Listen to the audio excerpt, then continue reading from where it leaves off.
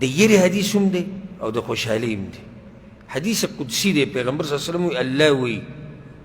انا عند ظن عبدی بی زما بنده چې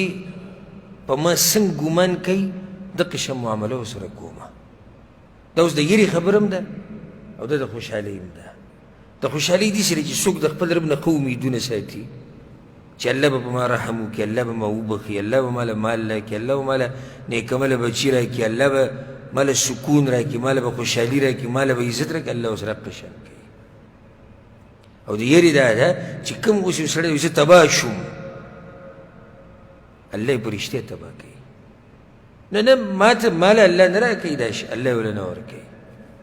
نو وایي زمونږ غمونه هغه سپېره ژوند دی وایي دغه سپېره ژوند کې به وایي زه یم بس دغه سپېره ژوند کې الله پاتې کړي بعض وایي زما خو د غمونو سره وایي تړون دی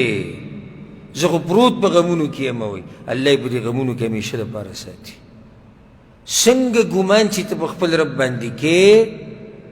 همدقه شان به سره الله کوي نو په خپل رب باندې ښه ګمان کوئ په هر څه کې